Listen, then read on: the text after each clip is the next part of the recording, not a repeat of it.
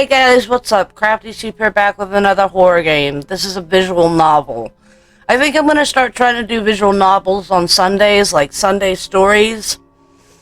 Because there's a lot of good ones out there, and I don't know, I just want to play them. So, Sunday stories, yay, that's our new thing.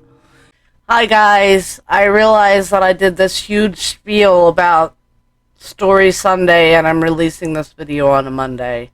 I'm sorry, I will get that fixed next week. I will record on Saturday so it can go uploaded on Sunday and all that sort of stuff. So I just wanted to apologize for making a big spiel about Sunday stories when I'm releasing it on Monday. Sorry about that. Back to the video.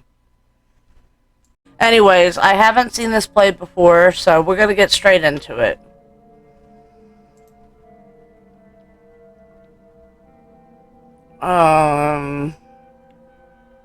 Read content warnings. This game contains the unwary behavior, stalking, manipulation, harassment, and violent tendencies, self-harm, blood, violence, suggestive themes, sudden tone shifts, and other material made to induce fear. If you are sensitive to any of these materials, please reconsider playing. ... I have to know your name. Crafty... Wait, what? Crafty Sheepy. Crafty Sheepy. ... As the sun finally sets, the lengthening shadows all begin to bleed together until everything is covered in darkness. My path is only illuminated by the occasional street light, and I start to become nervous again, like something bad is about to happen, if not treaded with caution. I start picking up my pace as I get closer to home. I didn't plan to be out for so long, especially not at night all by myself. Grocery store bag clutched tightly in my hand seems much heavier, even though it only carries the sole jug of milk that I desperately needed before leaving the house earlier. Now I'm wondering if it was really worth the trip. Turning the corner just leads to another dark road. I debate whether I should slow down to prevent tripping or just break out into a run here and now. There's just a couple more blocks and I'll be back home. ... For some reason nagging at the back of my mind, that didn't feel like an appealing solution either. If something dangerous really was just out of view, going back to an empty house was just like throwing a blanket over your head to keep the monsters away. That's true. It's moments like this I wish I didn't live alone. But I'm probably just anxious for no reason. I don't have any evidence that someone is really trying to hurt me. Just all these paranoid feelings in the back of my mind that I should ignore. I really have to stop trying to freak myself out. All I'm doing is causing me to lose sleep, which makes me more on edge. Focusing on getting home is the only thing I need to worry about for now. Then I can eat dinner, chill out, and finally get some much-needed rest. ... Just as I was about to turn down the last street, I see a figure sitting next to the sidewalk a few feet in front of me. Immediately stop walking and try to get a better look before getting any closer. I hear the blood start to pulse faster in my ears. They're almost fully hidden from view, so I didn't have much of a chance to see them from farther away, and they're perfectly still. I feel fear rising in me again and stay frozen in the same spot, my muscles tense, waiting to see if the stranger makes a move. ... They do nothing, and since it's so dark I can't even tell if they've seen me or not. Though I keep getting the feeling they're staring right at me. It's terrifying, but I just can't stand here forever. I want to go home. Swallowing the lingering morbid thoughts and stirring up some bravery, I begin to walk again until I'm only a couple of feet away from the stranger. At least cross the street, man. Once I'm closer, I can finally make out some of the vague details of their face, his face, and we make eye contact. I flinch back a bit after seeing him look at me, but then I start to notice something strange. He's curled up in the grass, clutching his arms tightly to his body, and I begin to hear his heavy, uneven breath over my own. He's not curled up in the grass, he's standing. He's hurt badly. As soon as I see the state he's in, I'm not only more worried than before, but now also heavily concerned for his well-being. Hello, can you hear me all right? Are you okay? What happened? ... For a moment, he just keeps looking at me. His expression is unreadable this far from any light source, but he must feel scared too. He doesn't respond. At this point, I feel he may be really, really injured. Maybe he can't understand me. Just as I reach into my pocket to try and call for help, he finally speaks up. Something happened to me earlier. I was just trying to walk home, and I'm a bit hurt right now. A bit hurt. He doesn't seem like he's doing well at all. Do you need help? Can you walk? He leans forward and begins to push up on his arms like he's trying to stand up, but he quickly winces and sits back to his original position. It hurts. My arms really hurt. My legs are okay, though. How did you hurt your arms? Is anything broken? Broken? I didn't break anything. He shifts uncomfortably on the ground, trying to move his body to a more upright position. He looks at me a bit nervous. It's easier to see his face like this. Pretty pale. He says nothing is broken, but something else is definitely wrong. It seems his injuries are causing him a lot of pain. I don't really know what to do in this situation. Do you need me to call an ambulance or get you a ride to a clinic? If it hurts that bad, then you may need some serious help, even if you don't think it's broken. No, it hurts a lot, but it isn't anything worth a trip to the hospital. I'll be fine with just a bit of time to rest. Is he really going to be okay like this? I want to help him out, but maybe he really just needs some time to recover. Are you sure you'll be okay? Yeah, I appreciate the concern, but it truly isn't an emergency. Well, okay, I'm glad it's not that bad then. You should really be more careful. Getting injured on the side of the road this late is really dangerous. You're right, I'm really glad you're the one that came along. It seems like I had nothing to worry about earlier, to think I was so scared of him.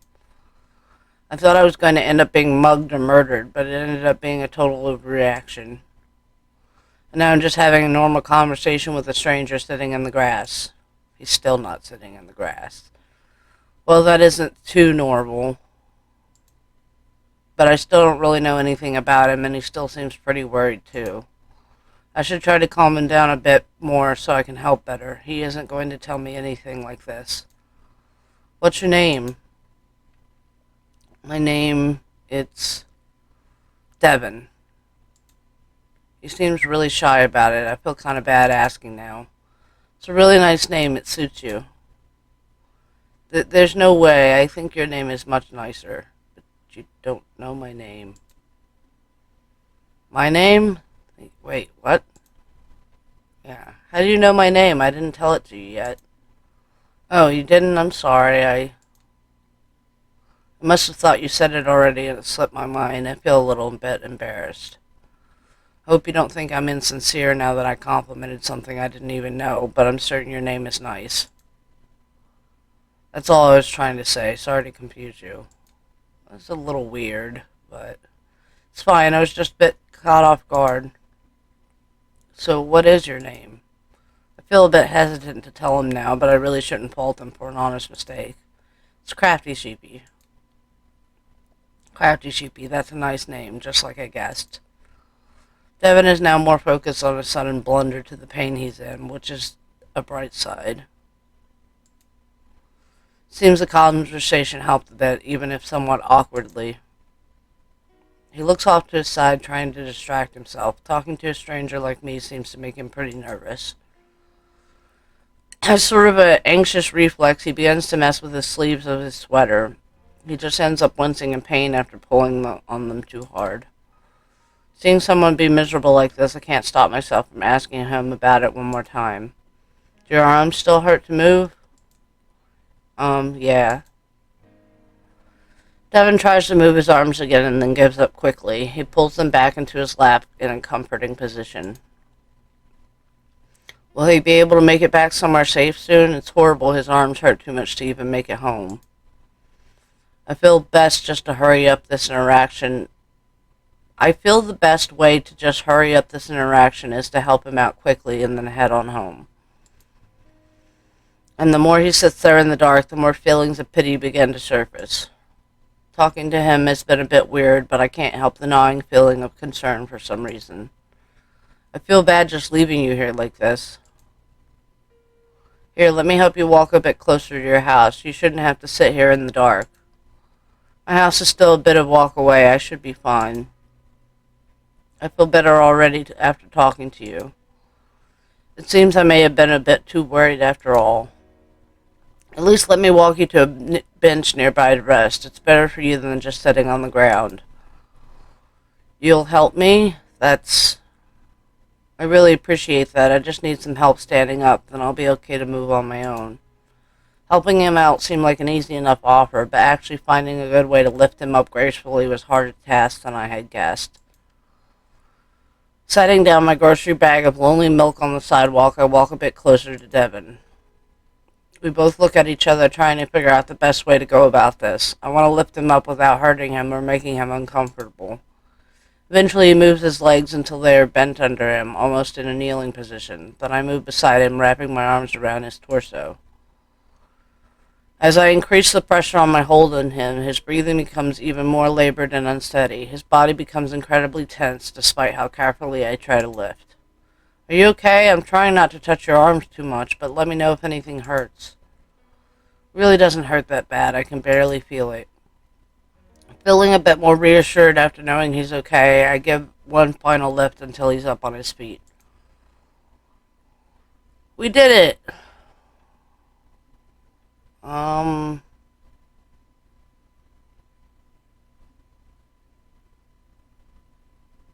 don't really know this guy, so hopefully you're all good to go now. I should really be heading back. Before I can even finish what I was about to say, Devin begins to wobble over, trying to stand on his own. Quickly reach back over to hold him steady, and he ends up leaning back into my arms, clutching my shoulder to keep from falling. What happened? Are you okay?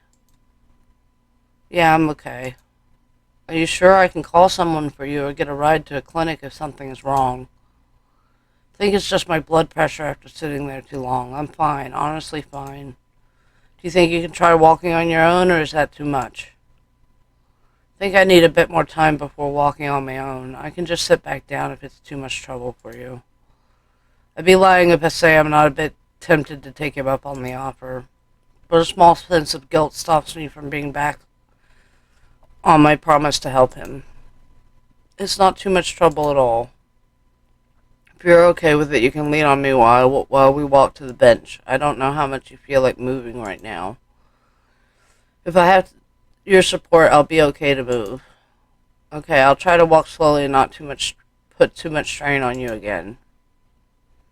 We move in a side-by-side position where his arm is over my shoulder as I wrap my arm around his back. The walk continues at a steady pace as we get halfway down the street. I feel Devin's breathing as he pushes against me for stability. It seems to still be quick and heavy. His body also feels cold and damp. Just how long had he been there by himself? Is he really okay? I don't like that sound! I look over to glance at Devin's face, which is completely pale with a small smile creeping into his lips. The image is almost frightening with the state he's in. Like he doesn't even know how bad his condition is. No, like he doesn't even care. Ooh. He notices me staring, and this unreadable gaze meets mine in an instant. It feels he can read every thought and intention running through my mind. Suddenly his eyes soften as his grin turns more friendly, but the off-putting paleness is still there. You really are too kind to me, even helping me walk. For a second I feel I can't move. I can hardly breathe while looking at him directly. As I said, no trouble. I have to force myself to turn away from him and continue to focus on walking. But I can still feel him right next to me as my heart hammers fast in my chest. I pray he doesn't notice. Maybe I'm just imagining it. Maybe it's because we met in such a weird situation, but he looks at me differently than anyone else I've ever met. I strengthen my resolve and begin to push forward again. We finally get to the end of the street and turn the last corner. The bench is just a few feet away. Here we are. You should be able to rest right over there.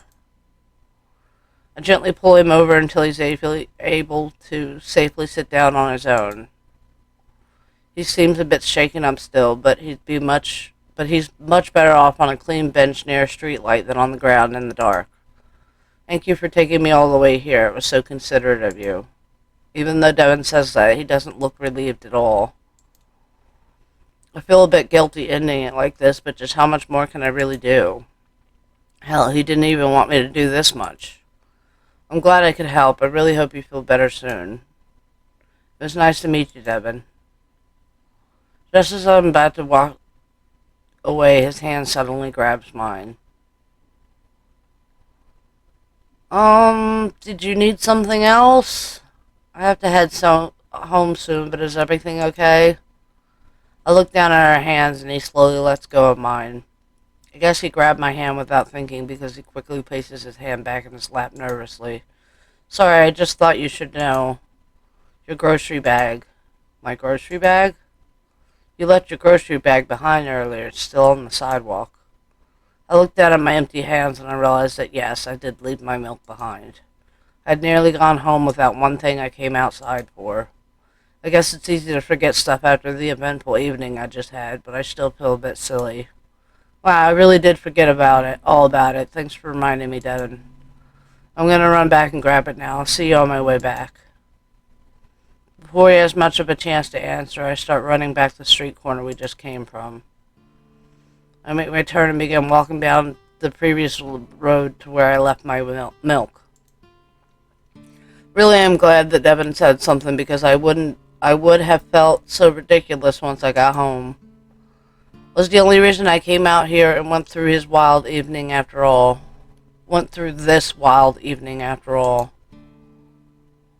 It only takes me a few seconds to find the lonely bag sitting on the sidewalk. Supreme milk. Ooh, fancy.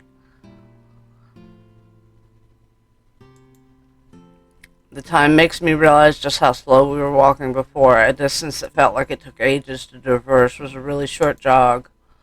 Quickly glance over at the milk to make sure it's still in good condition and the jug looks perfectly fine. I was only out here by myself for a minute, but better to check than drink bad milk. I scoop up the bag into my arms and start heading back. I should really say bye to Devin before heading home and check on him one last time. I run back to the bench and see him sitting there just as I left him. Well, something seems a bit off. He seems just as unwell as ever. In fact, he's not even looking at me now. Is he ready for me to just leave now, or does he even know I'm here? I step a bit closer so I'm right in front of him. I try to duck down to get one last look at his face. Well, I got my milk, so I guess I'll be headed back home now. As I said before, it was nice to meet you. Get home safe, alright? Just as I'm about to leave, I finally noticed the dark stains forming all over his sleeves and onto his clothes. Earlier, they were small enough that they could be mistaken for shadows, especially in the dim light, but now it seems much more obvious. Is that blood? Now it's impossible to ignore it. The panic hit me like an anvil as I feel my heart drop. I looked down at the arm I had used to help support his body when we walked over there. There was a smudge of crimson straight across my hand that I didn't see earlier. He was bleeding. He was bleeding so much. It didn't seem possible how to not notice how bad it was. There was blood dripping down his hands now. Did I make it worse? Did I hurt him while carrying him here? No, I didn't mean to hurt him. Will he be alright? This is not your problem, lady. I lifted Devin's shoulders to look at his face. He seems hazy, like he might pass out soon. You need to get to the hospital immediately. I'll call an ambulance. Why didn't you tell me you were bleeding this much? What happened to you? It's just a little bit of blood. A bit of blood? It seems like so much more than a bit. Is it really that bad? Are you worried about me? Yes, now just show me how you got injured. I walk closer and try to reach over to grab his hand. Suddenly, Devin moves up from the bench and stands in front of me. Crafty Sheepy, please just listen to me. I need help, but Dylan seems to inhale deeply, like he's trying to rise all the courage and willpower he has. I want to rush over to help him sit back down safely, but I feel frozen in place. I just examine his face, waiting for a sign to grab and steady him again. His eyes glance at mine, shifting from a. assessing to pleading, like he really wants to, needs to tell me something. He still seems physically weak, but it's almost like he's even more energized now, like something in the past few seconds totally revitalized his conviction. We both wait as he finally gets his bearings. Will you please hear me out? I hesitate a bit, but my curiosity and suspicion makes me want to hear why he's been acting so strange this whole time. Maybe he really does have a good reason, and I can't deny he truly needs help. Yeah, I'll listen.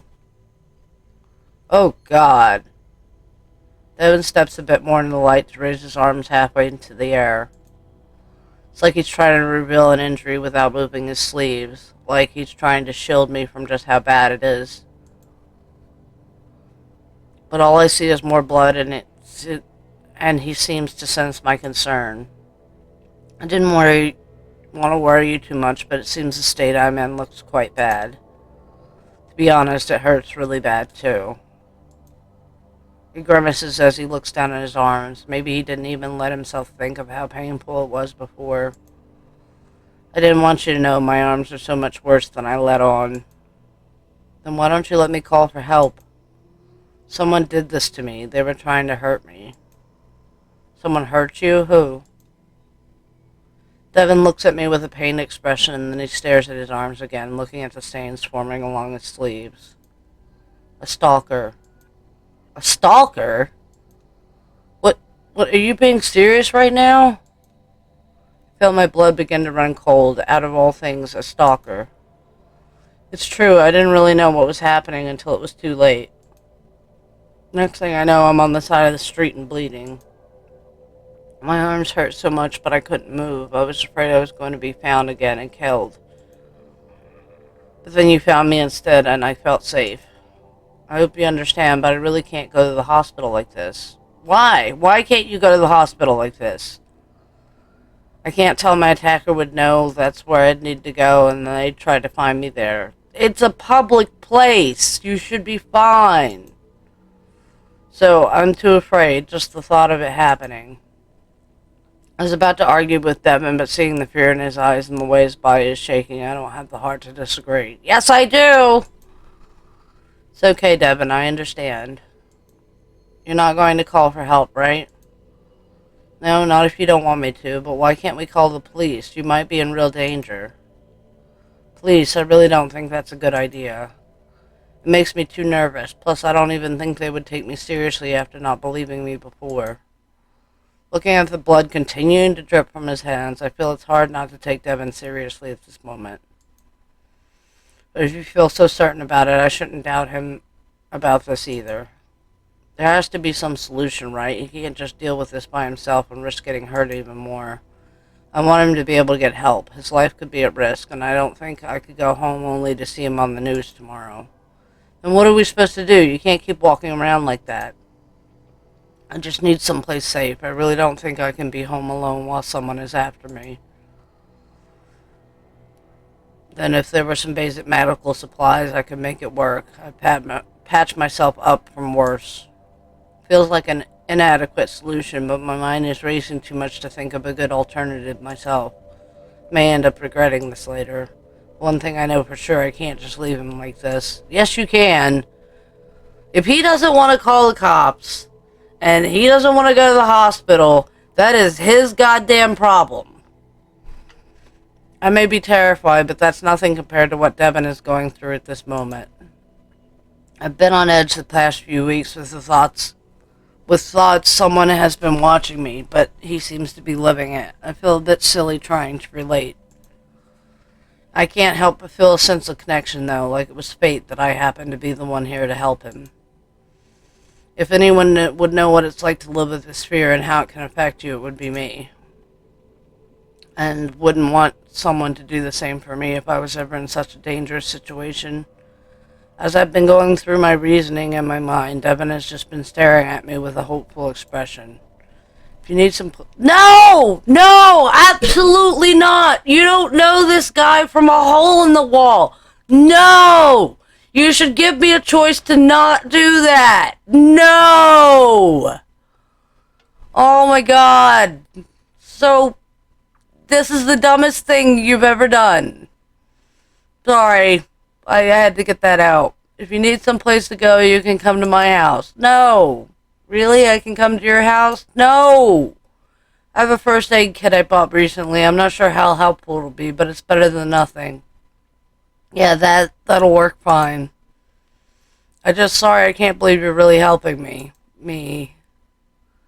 I'm not going to leave you out here alone just to hand you off to people you don't feel safe with. I really do want to help you, Devin. No, no, no, no, no. We stare at each other for a moment, assessing his bizarre situation that's been laid out quickly in front of us. But the look on his face, he seems so happy, ecstatic even. Just shows I definitely made the correct choice, right? No, you didn't. Bad idea. You don't know him from a hole in the wall. Or did I even have a choice to not help someone in this much peril? It doesn't feel like I did at all. I try to push down any feeling of uncertainty and move to the next objective. So, we shouldn't stay out here too long, right? It's kind of dangerous. Yes, you're right. We should leave right now. Devin's head whips around to survey the area, but he seems quickly satisfied.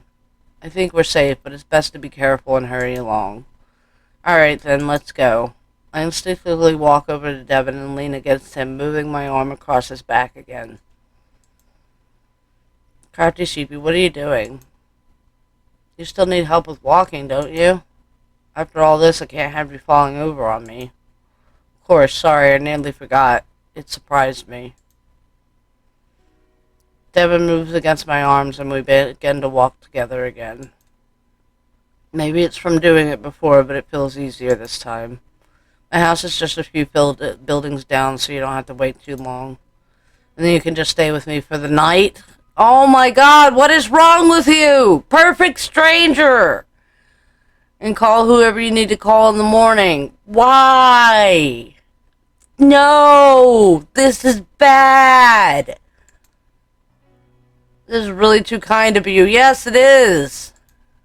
I don't deserve it, but at the same time, I can't reject the offer. Don't feel bad for it. I really do want to help you. Is there a reason why you want to help me? Or are you just the type of person that would help anyone? Devin's face looks a bit upset when he says this. Does he think I have weird motives? I'm not really sure. I just think if I were in your shoes, I'd want someone to look out for me like this. I bet there is someone who would do anything for you. The strange compliment makes my heart thump quickly in my chest. I try to ignore it, but it's soon all I hear. I distract myself from the noise in my own head. I look out into the darkness, trying to search for any stalking figures. I make sure we aren't being followed, and there doesn't seem to be another soul in sight. For the past few weeks, I've constantly been seeing moving shadows and feeling eyes on the back of my head. But for the first time in a while, I don't feel anything at all. I feel safer. With this perfect bleeding stranger. And as I finally see the front of my house in view, I think the rest of this wild night is going to actually be okay. ...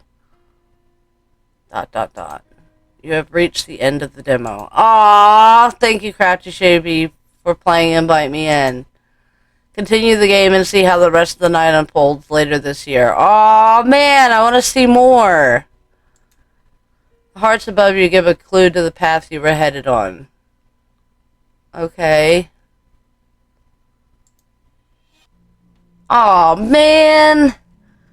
It wasn't...